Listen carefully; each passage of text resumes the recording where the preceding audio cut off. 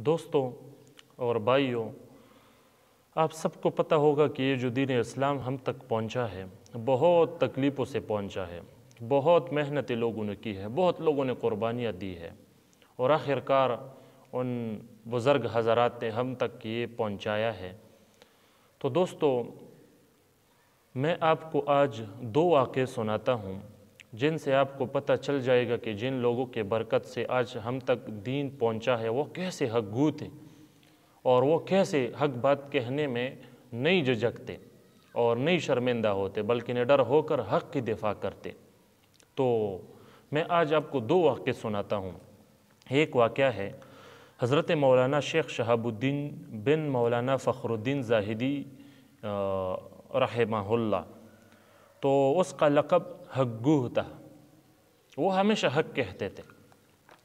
تو ایک بار ایسا ہوا کہ بادشاہ دہلی محمد تغلق بڑا ہی ظالم تھا، مگر ایک دم اس کے سر پر یہ بھوت سوار ہو گیا کہ سب مجھے محمد عادل کہے، عادل یعنی عدل کرنے والا۔ حالانکہ جو ظالم ہوتا ہے وہ کیسے عادل کہلانے کے لائق ہوتا ہے، لیکن اس کو بس یہ مرض ہو گیا کہ لوگ بس مجھے عادل کہنا شروع کر دے۔ تو چنانچہ اس نے حضرت رحمہ اللہ اس مولانا صاحب کو، شیخ شہاب الدین رحمہ اللہ کو دربار میں بلایا اور حکم دیا کہ آپ مجھے محمد عادل کے لقب سے پکارے۔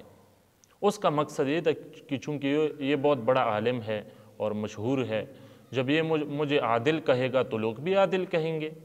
تو یہ سن کر آپ رحمۃ اللہ علیہ نے نہایت ہی مجاہدانہ لہجے میں ارشاد فرمایا کہ میں ایک ظالم کو ہرگز عادل نہیں کہہ سکتا۔ تو بادشاہ تو ناراض ہو گئے اس بات سے اور غضبناک ہو کر جلادوں کو حکم دے دیا کہ ان کو قلعے کے دیوار سے نیچے پھینک دو۔ تو انہوں نے یہ حکم دیا، چنانچہ جلادوں نے آپ رحمۃ اللہ علیہ کو دیوار سے نیچے پھینک دیا اور آپ رحمۃ اللہ علیہ شہید ہو گئے۔ انا للہ و انا الیہ راجعون۔ آپ رحمۃ اللہ علیہ کے قبر شریف قلعہ کی نیچے بنی ہوئی ہے۔ اس واقعے کے بعد لوگ آپ کو شہاب الدین حق گو کہنے لگے۔ اس کے بعد اس کا حق گو اس کا ایک لقب پڑ گیا، سب اسے حق گو کہنے لگے رحمۃ اللہ تعالی علیہ۔ یہ واقعہ اخبار الاحیار میں لکھا ہے۔ تو دوستو، یہ جو دین ہم تک پہنچا ہے اسی طرح ان حق گو لوگوں کے سبب پہنچا ہے، جو کہ معمولی بات پر بھی انہوں نے کسی کے ساتھ کوئی کمپرومائز نہیں کیا۔ تو جب یہ اتنا اللہ تبارک و تعالیٰ سے ڈرتا ہے کہ ایک ظالم کو عادل کہنے پر راضی نہیں ہے حالانکہ ان کے جان کا خطرہ ہے، تو اسی طرح سے علماء ہے، اسی طرح کے علماء نے یہ دین اسلام ہم تک پہنچایا ہے۔ تو دوستو، ایک اور واقعہ آپ کو سناتا ہوں۔ یہ بہت ظالم آدمی تھا، یہ جو دہلی کا بادشاہ محمد تغلق، یہ بہت ظالم آدمی تھا، اور ظالم ہونے کے ساتھ ساتھ اس کا جو سب سے بڑا خرابی تھا وہ یہ تھا کہ وہ بہت بے ادب اور گستاخ بھی تھا، اور اپنے سلطنت کے غرور اور گھمنڈ میں کبھی کبھی مسائل شریعت پر بھی جرح کرنے لگتا تھا۔ مطلب جو شریعت کے مسائل و احکام ہے اس پر وہ بھی تنقید کرتا تھا، اتنا بے ادب اور گستاخ تھا۔ تو چنانچہ ایک مرتبہ اس نے یہ کہہ دیا کہ خدا کا فیض منقطع نہیں ہوتا، پھر فیض نبوت کیوں کہ منقطع ہو سکتا ہے۔ دراصل اس جملے میں اس نے عقیدہ ختم نبوت سے انکار کیا ہے۔ تو اس نے پھر کہا کہ اگر آپ کوئی نبوت کا دعویٰ کرے، اگر آپ کوئی نبوت کا دعویٰ کرے اور معجزہ دکھائے تو اس کی تصدیق کرو گے یا نہیں؟ تو انہوں نے یہ کہا۔ تو اس وقت جو اس کے دربار میں بیٹھا تھا مولانا عماد رحمہ اللہ، اس وقت بڑے دربار میں یہ کہہ دیا، اٹھ گئے اور یہ کہہ دیا کہ پاخانہ مت کہو، کیا بک رہا ہو؟ ہمارے پشتوں میں اسے کہتے ہیں کہ غل مخردہ سب بک بک کہے۔ تو انہوں نے کہا کہ پاخانہ مت کا کیا بک رہا ہے؟ محمد تغلق نے حکم دیا کہ ان کو ذبح کر کے زبان کھینچ لی جائے۔